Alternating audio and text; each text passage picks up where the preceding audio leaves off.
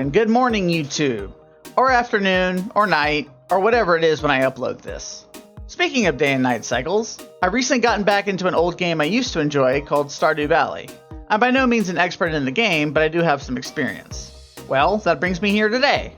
I found a nice little tips and tricks video about the game, and I had some opinions about it that I wanted to share with all of you today. The video in question is by a YouTuber named mGaud. The links to his channel in this video will be in the description below. Please go check him out, he makes some great content. So let's just jump into it. 20 things pro Stardew Valley players do that you don't. Let's go. This video has 20 things that only pro Stardew Valley players do. So I will say right off the bat, I have no idea how he was getting so much coal from chopping trees. I don't know if that's a mod or if I just missed something super important somewhere. Also, I just want to say, most Stardew creators are really good at incorporating the in-game emote system in videos. I just always love seeing that. I admire people putting in work to get good footage, especially blowing up half their farm with bombs as an example of what not to do. Pro Stardew Valley players abuse cooked meals in this game. Yes, it is true that most of the dishes in this game are hot garbage and do nothing. However, there are a few that are just, chef's kiss. I don't bring a lot of buff food to the mines and I'm not sure why. I do bring pizzas to heal with though, and I make crab cakes for the speed bonus, but for whatever reason I never rely on food for combat buffs. Highly underestimated. This gives you a +4 to your attack. This will drastically increase your damage. Look at the difference. Then we have lobster bisque, a dish that makes holy crap bro, 405 energy? That's insane. Considerably easier to catch. Don't forget a farmer's lunch, enabling you to harvest iridium quality crops. Okay, so I was not aware that buffs extended your skills past the cap. He shows himself harvesting gem berries, and I imagine that's the only time iridium quality crops would be useful for profit for me. I make most of my millions from artisan goods, jelly, wine, truffle oil, that kind of stuff. But that does have me thinking maybe I should be growing some parsnips.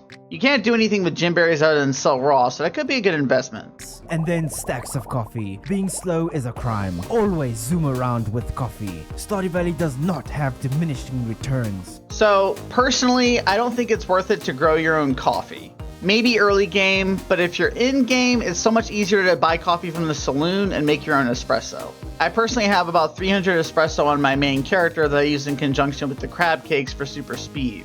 I don't even really use my horse anymore because of that. Not many do this, only the absolute mad lads who want to absolutely crush in the Skull Cavern. The dangerous version of the Skull Cavern combined with some monster musk will turn the Skull Cavern into an absolute death trap. So bring 2 weapons with you. Dragon Tooth Cutlass? I have no idea where you get that. Not gonna lie, I'm not a huge fan of swords. I know the hammer has way less range, but it's super satisfying to use. I love that special slam attack. And a sword to finish enemies off that did not get blasted with the hammer. I hadn't considered using 2 weapons. It's not like you're limited to just one. You're not limited to realistically anything in this game. That's actually a common strategy in old school RuneScape for bosses like Vorkath though. When you're ranging him, you're meant to use one crossbow for a special attack and another crossbow for max damage. Pretty smart. Buffed weapons are crazy. You'll never lose a battle again. Why choose between a sword and a hammer? Just use both. Duly noted. Your entire goal is to get deep so that you can get true loot.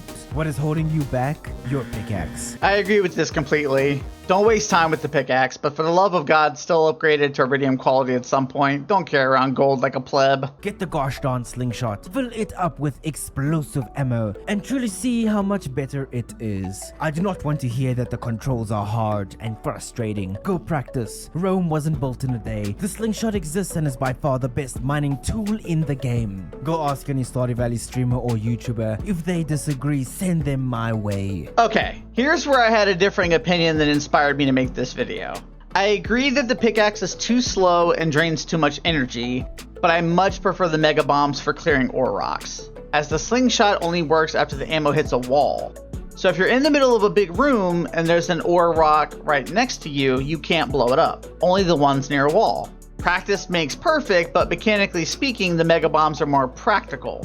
I also recommend the enchant that makes enemies blow up after dying because it also helps clear rocks more without having to use bombs. If anything, the slingshot works great in conjunction with other methods like mega bombs. The pickaxe is still useful, at least for situations where you might need to clear only one rock, to get through a hallway or something. Use bombs wisely, don't waste them on one rock. After you have completed the community center, you will be given the privilege of unlocking a bunch of shortcuts around the valley from Robin for only 250,000 gold. These shortcuts are no joke. Unlock them. Do not underestimate them. This price is nothing when compared to the absolute convenience that they will give you. I don't really see this as a tip or something only pros do. This is just part of character progression as you move into the late game. Everyone should buy every possible upgrade they can get, even things like house upgrades. Does anyone need like 15 rooms? Not really, but you're gonna have gold piling up eventually. I've made around 30 million gold total on my main character so far, but I only have around 9 million currently, which means I spent a whole hell of a lot of it. First year in your playthrough is the most important, for a reason that you may not expect. Our boy Clint has a really weird mechanic where he will sell coal for a much higher price from the second year onwards. Solution? Ensure that you made enough gold in the first year so that you can buy a ton of coal from him in the first year. Stock up on coal now. You are going to need loads of coal during your entire playthrough. Don't buy high and sell low. This is the first thing that might be 100% accurate to the video. I would believe that a pro would spend all his money on coal in early game. As a new player though, absolutely don't do that. You have so many more things you need to buy first. Coal isn't that expensive, but Clint's prices are irrelevant because you don't really need to buy from him ever anyway. Farming it in the mines is easy enough. It won't take long to stock up on a huge amount. I would say just save any coal you do get, but he's right, it's super important. If you can afford to buy like 20 stacks of coal, you probably don't need it anyway. Whatever you're doing is already making enough gold. It's always fun, whether it's in the early game or the super late game. Naturally, we should always... This might be controversial, but I really hate fishing. I've been conditioned by World of Warcraft for decades to believe that fishing is an almost passive activity where you click once to cast and click once to loot. This is only compounded more by playing old school RuneScape where it's even more passive. The catching minigame drives me crazy. All you have to do to master it is massively increase the bar, which feels cheap to me. That being said, I do have max fishing, but it's probably my least favorite thing to do. Bait is relatively cheap from Willy. However, we have something new now, Deluxe Bait. Deluxe Bait is regular bait but on steroids. Make use of Deluxe Worm Bins. Look at how expensive Deluxe Bait is from Willy. Well, hey, you said to buy coal before, why not buy bait too? It's funny because I actually prefer buying bait instead of making it. We are on very different wavelengths, I think. Deluxe Worm Bins are actually absolutely good, okay? Pro Stardew Valley players know that there are 2 days in summer that are guaranteed to rain. The 13th and the 26th. Oh, I didn't know that. You are guaranteed to have green rain as well. This is why pro Stardew Valley players plant absolute acres of wheat on their farm and do absolutely nothing to those fields. Do not... See? Told you. These guys crack me up with those in-game emotes. Water these fields. Do not use sprinklers, just wait. It will rain 4 times and you will have acres of wheat ready to harvest with your scythe. Go make beer, feed hay to your animals. Either way, do this on your playthrough. Again, so funny how opposite I am to this guy. I buy so much hay. I think I have like over 5,000 in a chest near my barns and coops. Wheat is probably the most obvious thing you'd grow in a farming game, but for whatever reason, I have never grown any. I normally buy grass starter, plant grass for my animals to eat, buy hay from Marnie for extra feed in wintertime, and keep a crazy amount of silos for storage. Beer has never interested me for profits, but I do make a lot of wine. You know legendary fish can now be dropped into fish ponds, and you already know that the legend is the best fish for this. Why would you put legendary fish in ponds when you can put them in aquariums? I've been putting mine in the tank at the community center.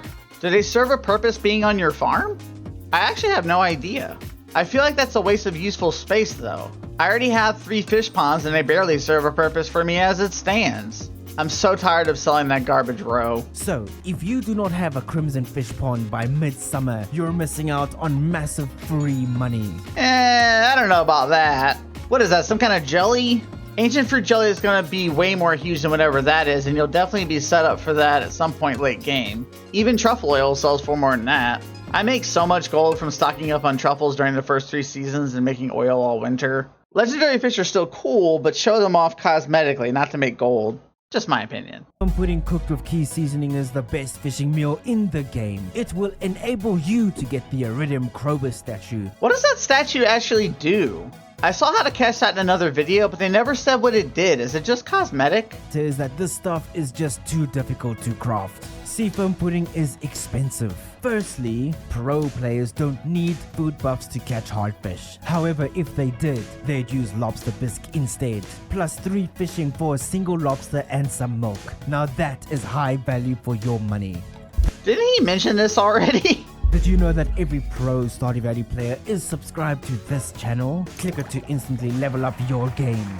This was the most useful tip so far. Please go subscribe to mGaud. Support your local Stardew content creators. Reason you have no intention of using 2 weapons, then the only weapon you should be using is the hammer. Any hammer will do in this game. Kudos to him for admitting the hammer is so good, because it really, really is. Fishing in the early game is absolutely painful. It's painful in late game too. Pro players do one thing that you do not. Buy the training fishing rod, meant for new players who are still learning how to fish. This will enable you to exclusively get perfect catches, allowing you to rapidly level up your fishing skill, which will then allow you to upgrade your fishing rod. What in the world is going on right there? Is he getting attacked by a slime and a glowing gemstone? Considerably quicker, then allowing you to use bait. Do this in a new playthrough, it is worth it. Fishing is definitely worth it if you like maxing everything, but other than filling up the community center bundles, I have not used fishing for hardly anything. Just one man's opinion, but fishing in a farming game is like farming in a fishing game, you know what I mean? This might be controversial, but I don't care. Skip regular quality sprinklers. Scandalous! Just absolutely not worth it in any way. Skip them and go straight to quality sprinklers. They're much easier to use, and they are not actually that much worse than iridium sprinklers, with iridium sprinklers only being 7% more efficient. Okay, so I see a lot of people discrediting the iridium sprinklers, saying they're not worth it and to just use cheaper ones. That they are this percentage worse and only this percentage better, and etc, etc. The thing is, if you compare one sprinkler to another, yes, they're not much different. But no one uses just one sprinkler. The reason the iridium sprinklers are good is because you're using several of them, and when put together, they cover an insane amount of space. Might be a hot take, but comparing these like this just feels short-sighted. If you look at the iridium sprinkler, picture another one next to it. You'd only have to put another one every 5 tiles. One sprinkler covering 2 tiles in all directions. Then another sprinkler, another 2 tiles, so 4 tiles in between them. That's a lot of plants and a lot of saved spaces, where you might have otherwise put a worse sprinkler. Also, they're purple, for crying out loud. Even a WoW player like me knows purple means good. If you want to absolutely print gold in this game, you will need kegs. Kegs need oak resin, meaning you need loads of trees with tappers on them. Growing trees in this game is considerably frustrating, slow, and full of unknowns. Use tree fertilizer. Without these, your trees will all grow at different speeds and take considerably longer. Tree fertilizers are worth every penny. Yep, I agree with this. Kegs are important, resin is important, trees are important. Absolutely correct. I also have my trees pathed in like he does because it looks nicer. They're not that annoying to grow though, fertilizer or not. You just plant them and basically forget about them for a while. I'd say the annoying part is coming back every so often to check on the tappers. I never know when they're going to be full, and it's annoying to check them because my trees are on the total bottom of my farm. Also, I recommend having a section of your farm with just loose trees. Keep them from spreading to other places, but just let them do their own thing. Kind of like how it looks when you first get your farm and it's overgrown. After a while, cut them all down for free wood and seeds. Most people do this with other parts of the map, but I like to keep them on my farm. Easier to keep an eye on them. Admit it, pro players do not use slime hutches. However, I do. Scandalous. Get a slime hutch, fill it up with slimes exactly like this. You can have a maximum of 20 slimes and you can squeeze them all into this tiny space. Ensure you have an iridium sprinkler, ensuring that they always have water. Oh, so now he likes the iridium sprinkler. Make absolutely sure that there is flooring on the side where they live. Then just come back after a week for a full slime hutch of egg sacs. Look, collect them all, drop them all into slime egg presses, and then sell the eggs for profit. So I had a slime hutch once, and despite it being super satisfying to loot the slime, it was such a waste of space, time, and money. If you need slime for crafts, just farm it at Skull Caverns. The big fat slimes drop a lot of it. The profit is really not that big a deal, and the eggs take too long to make. It's just not really worth it. You also need a specific ring to maximize efficiency with slimes, and while I do have that, it feels tacked on. I have no regrets trashing that hutch. However, a farm solely dedicated to slime farming with like 50 hutches would be hilarious, and that actually sounds like a fun idea. So definitely go hard or go home. Another thing that pro Stardew Valley players do not do. Most people will be duplicating jades for staircases or diamonds for gold. Nope. Diamonds for fairy dust to use on casks once they hit gold quality, to a force iridium quality wine, and then sell for boatloads. I also use jades for staircases, but I'm trying to get enough auto petters to fill my barns and coops so I can stop wasting so much time petting my animals. I love them and have pet them every single day for 6 in-game years, but it's just gotten old at this point.